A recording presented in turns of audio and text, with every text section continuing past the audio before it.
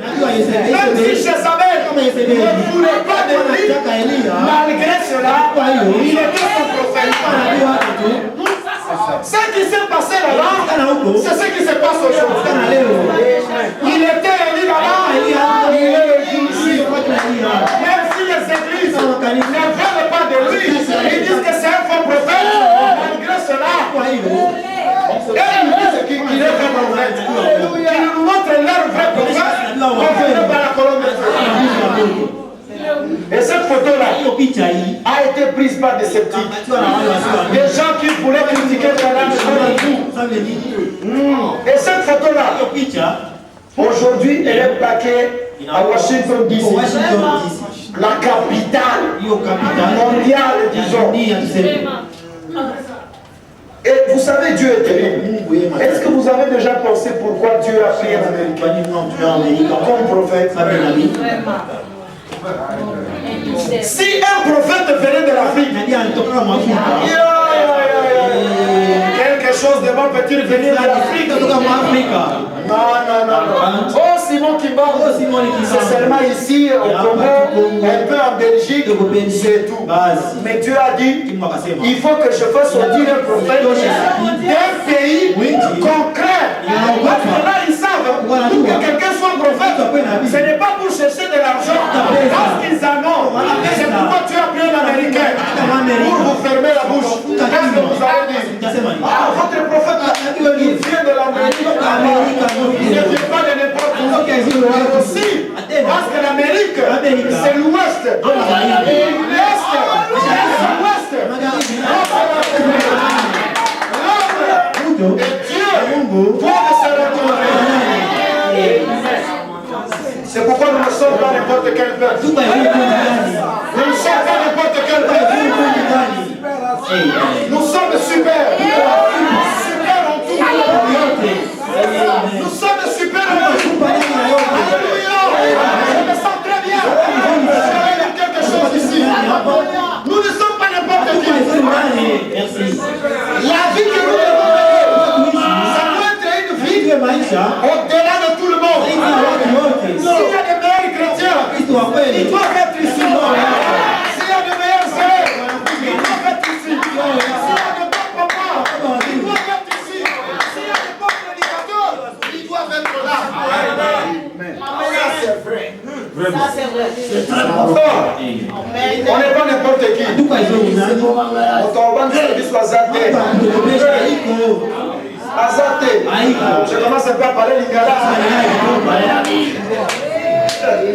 Dieu le Seigneur vous bénisse. Ça c'était pour réveiller ceux qui commencent à dormir. Et toi si tu ne dors pas, si tu dors maintenant, parce que Dieu dort la nuit. Nous on dort la nuit. Toi tu étais où? Toi la journée, tu commences. Ah là là, non. Je suis en train de chercher quelque chose ici. Envoie la vie. Que j'envoie la vie. Il y a un frère qui a fait le suivre là-bas. Frère, que Dieu te bénisse là-bas. Même si je ne te vois pas, le Saint-Esprit te voit. Parce qu'il est ici au milieu de nous. Je le dis dans la prédication, comptarez-vous. Le 9 février 1964. Je commence le paragraphe 58. Même maintenant, mes amis, puis-je dire ceci? Nous sommes arrivés à l'âge de l'astronaute. On n'est pas n'importe qui. On n'est pas là pour rester dans la basse cour. Nous sommes sortis de l'âge de l'avion. Nous avons plus de puissance maintenant. J'ai plus de puissance maintenant. Vous avez plus de puissance maintenant. L'âge de l'astronaute est arrivé. Yes. Nous sommes arrivés dans l'âge spirituel de l'astronaute. Vous voyez, montant plus haut. C'est le même esprit. Niro roule, juste plus de puissance. C'est le même esprit, mais plus de puissance.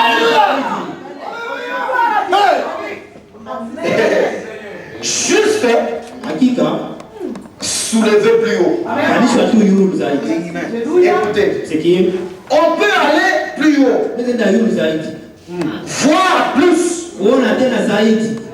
croire plus, ressembler davantage à Christ. C'est ça l'âge dans lequel nous vivons.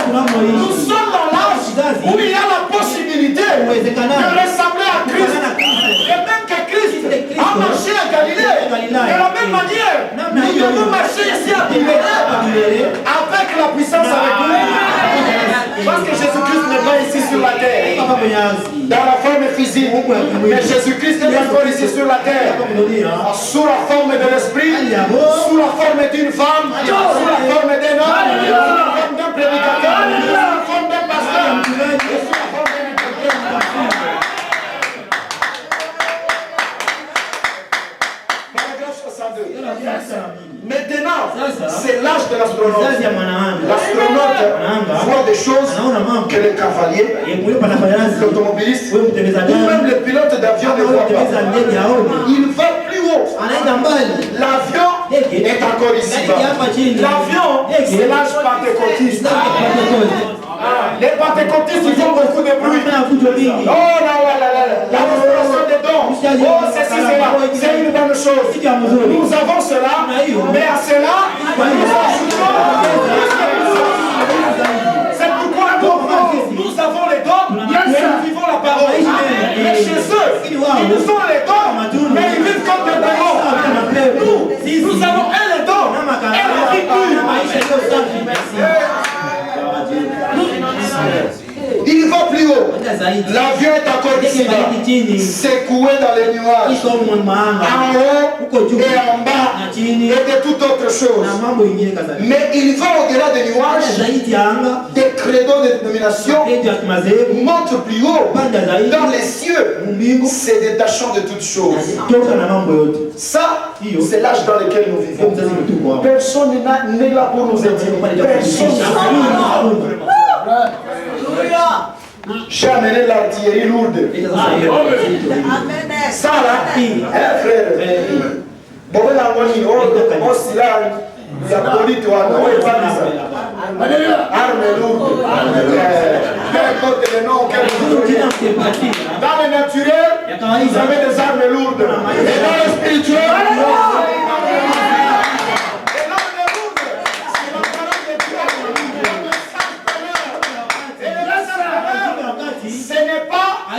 avant qu'il n'avale les livres. Il a avalé les livres, il a prêché, mais il fallait qu'il avale les livres. Quand il a avalé les livres, on lui a dit, il faut que tu prophétises de nous. Dites-moi où le diable peut résister. Dites-moi, même maintenant où je suis là, où est-ce qu'il peut résister? Moi j'ai toujours lancé les défis aux sorciers. J'ai toujours dit, si et je le redis, s'il y a un sorcier ici qui ose m'attaquer, je lui donne l'autorisation du haut de la chair, pas demain, maintenant même, à 11h24 minutes.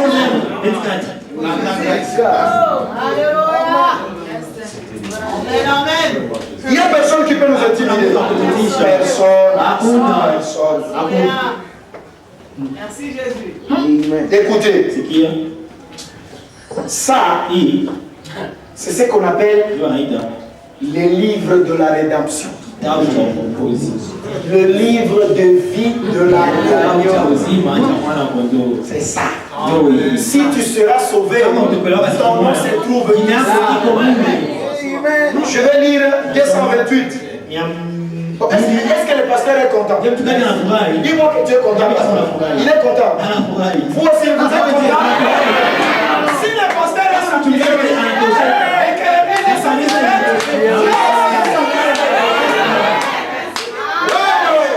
là je me sens très bien. Ah, si on pouvait continuer comme ça. Moi j'ai toujours dit, quand j'arriverai au ciel, ciel, je dirais Papa Jésus. Nous, on était prédicateurs sur la terre. Bon, on a commencé un peu à retard. Dans le 7e âge de l'église, à l'histoire. Et là, si tu pouvais me donner la chose, que je me laisse un peu, une courte prédication de 1000 ans.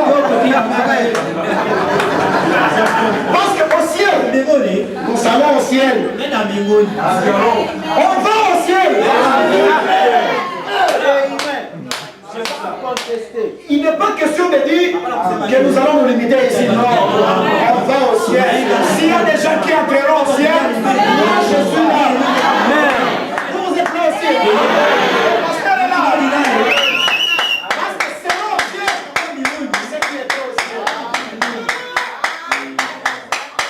C'est pour nous une chèvre qui va avoir un cheval. Ça peut déjà vu ça où? Un Dieu qui engendre des hommes. Vous avez déjà vu ça où? Vous, dès que vous êtes là, vous êtes ce qu'on appelle le négatif. Et le positif, c'est le trou au ciel. Et où est le ciel? Le ciel n'est pas en haut.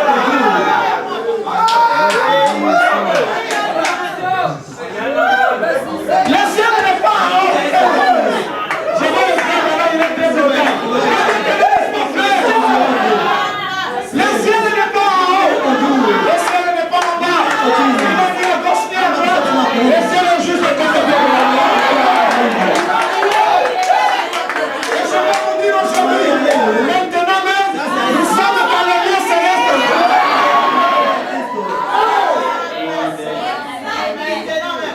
Le deuxième saut. Amen. Paragraphe 347.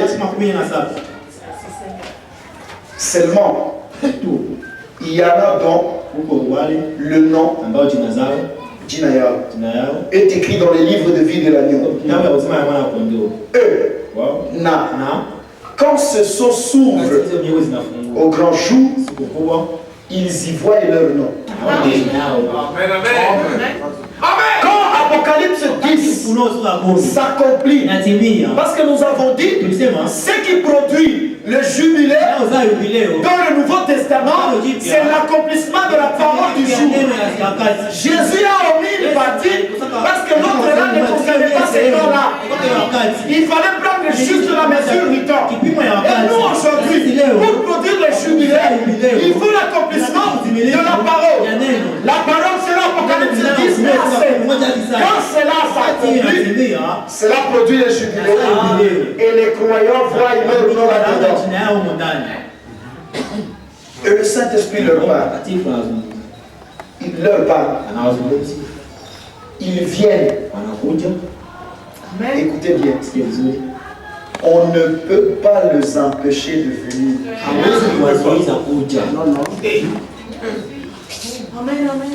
Personne ne les peut. Ils viennent de toute façon.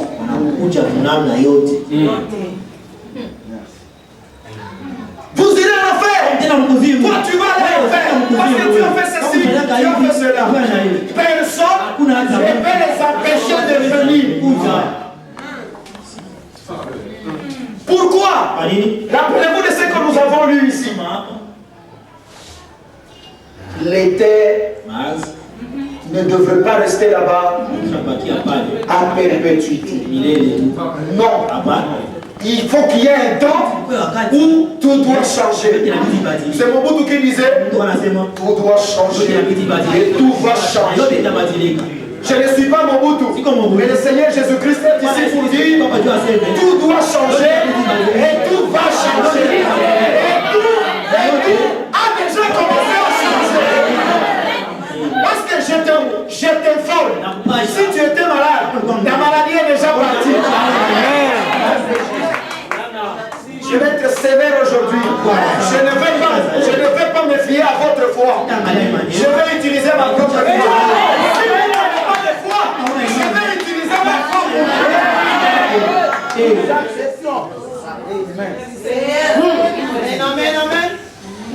Personne ne peut les empêcher de venir. Et aujourd'hui maintenant, c'est cette prédication de l'évangile, cette prédication de la parole de Dieu. Voilà ce qui libère. Ça c'est dans le Nouveau Testament maintenant.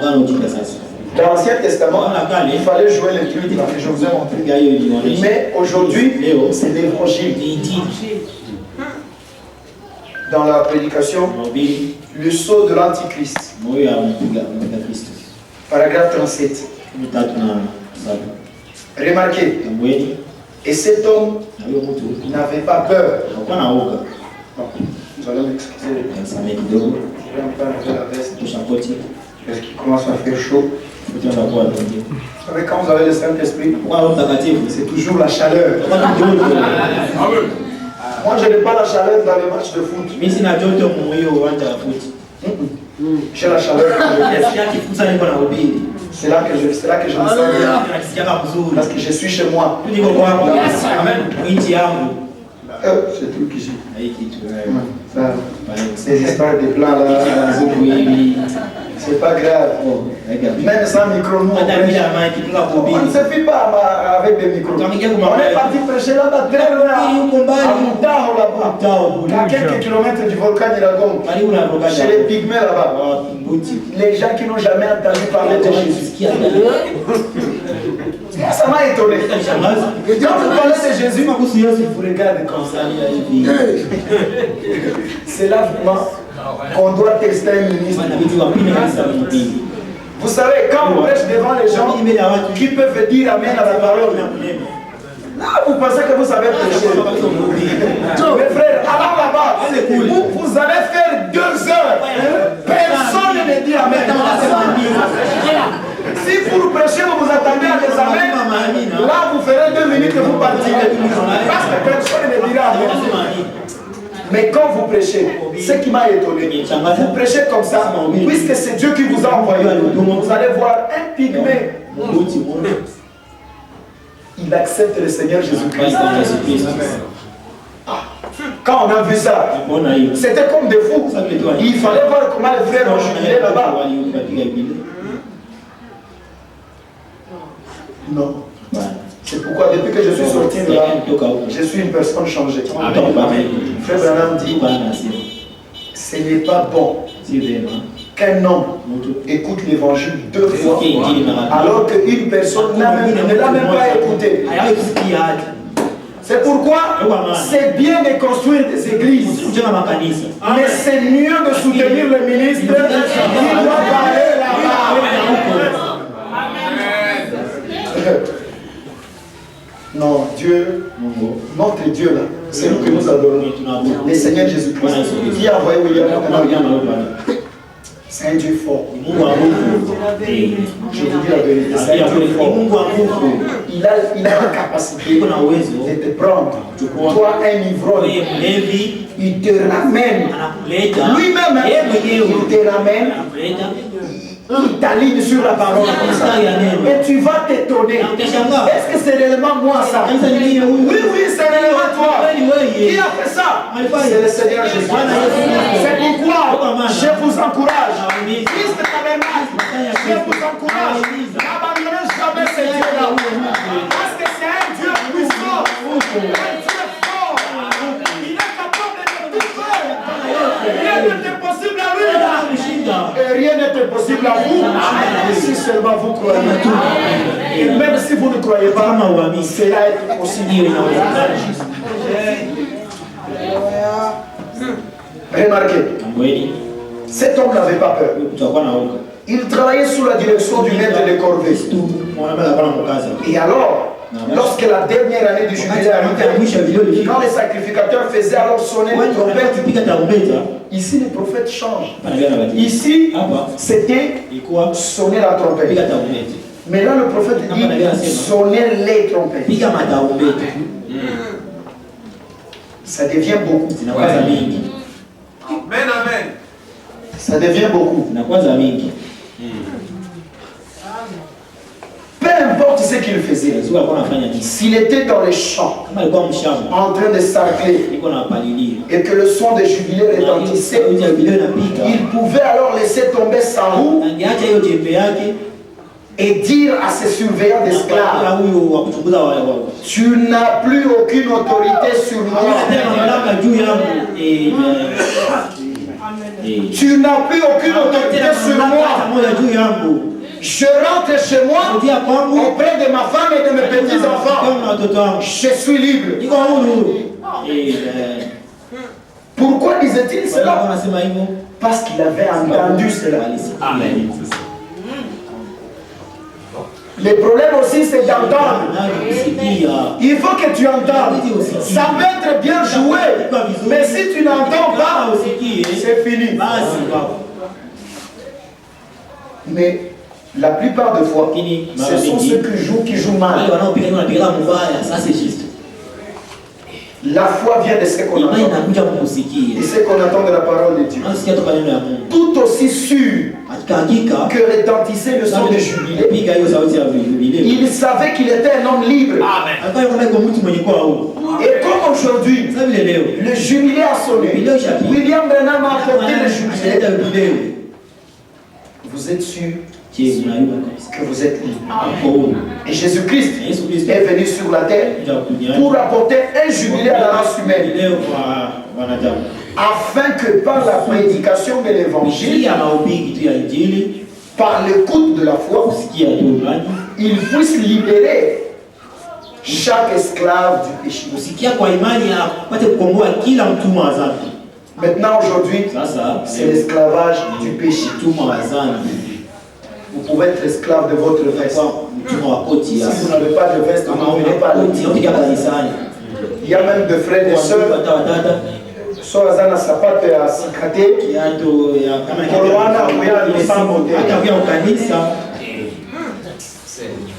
Esclave des souliers. Le frère n'a pas acheté un super. Mon kolwana nandako c'est fini, ça ne marche pas. Esclave des super.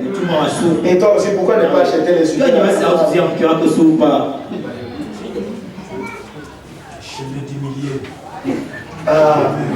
C'est très bien, n'est-ce pas, frère? Il faut aller à l'équilibre. Mais il y a un moment où on dit des choses, les autres se fâchent. Frère Branham me dit dans Dieu il y a des fois, on dit des choses expressement pour que les uns se fâchent, les autres raisonnent, les autres partent, les autres restent là. Et on les fait expressement. C'est ce que Jésus a dit. Maintenant, remarquez, dans la prédication La Brèche, parce que William Branham, étant le 7e messager du 7e âge de l'Église, nous devons nous attendre à ce qu'il fasse comme dans les temps, le travail de sonner la trompette de liberté. Quiconque entend le son de la 7e trompette doit demeurer libre à jamais. Plus rien ne peut le garder esclave. Dans la Brèche, paragraphe 27, le livre ici, il y a 10 livres à l'intérieur. Et la loi de Moïse avait 10 livres à l'intérieur. 10 commandements. Ça, c'est ce qu'on appelle la loi de Moïse. Il faut que l'autre a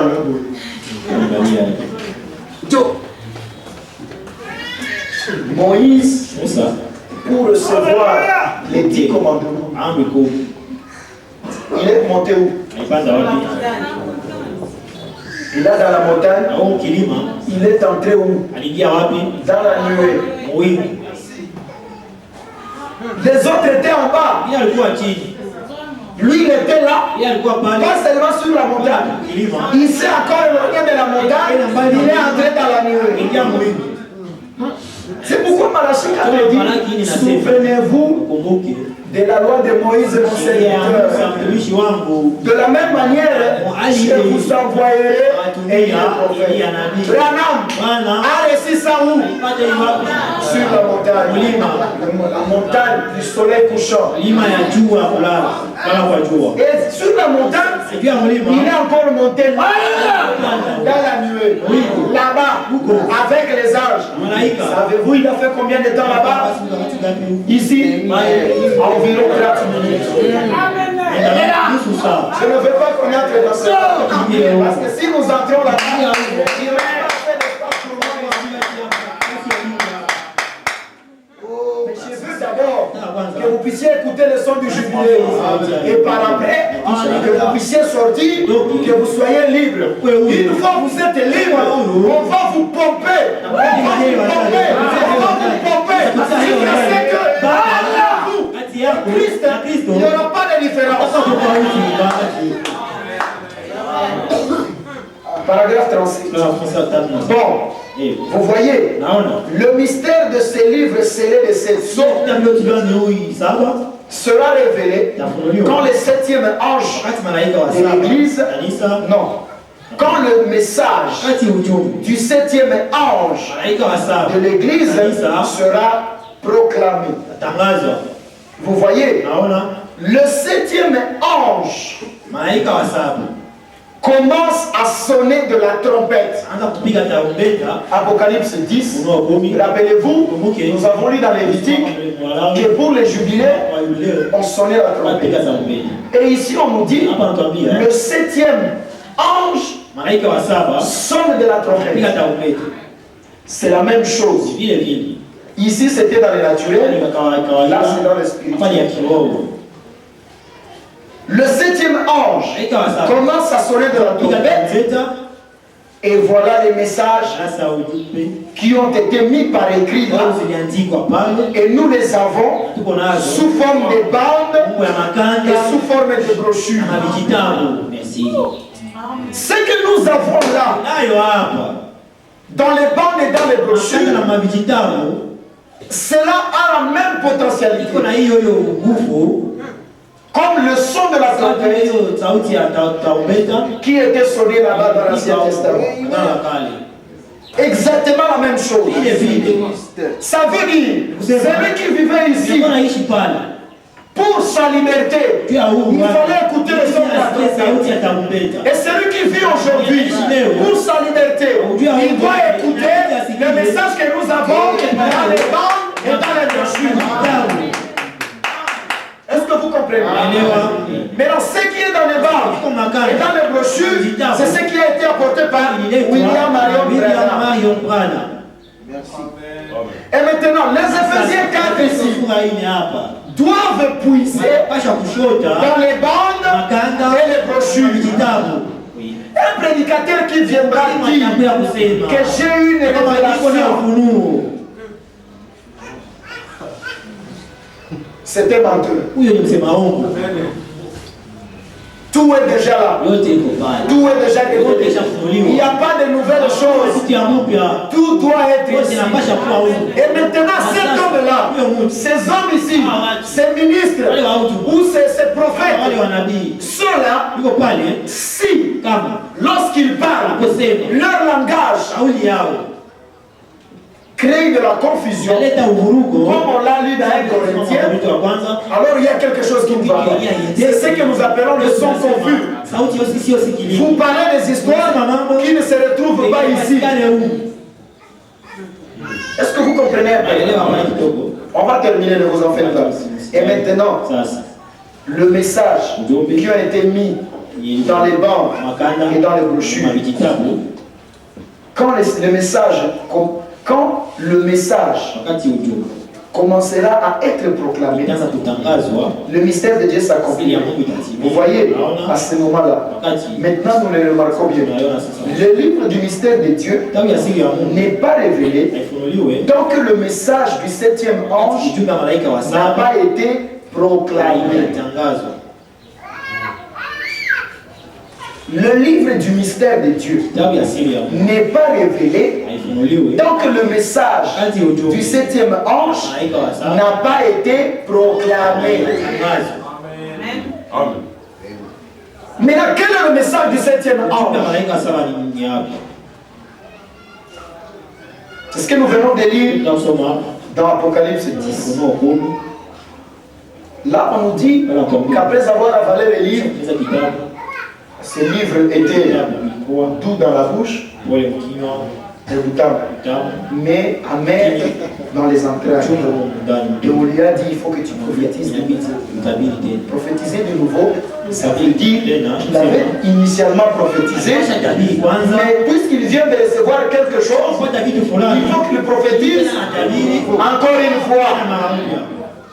Le encore une fois là, c'est ça son message. Frère, qu'est-ce que tu dis? Là, je vais dire le prophète. Amen. Je n'ai même pas suivi la chronologie de ce que j'ai écrit. C'est pas grave. Dieu est souverain. Il sait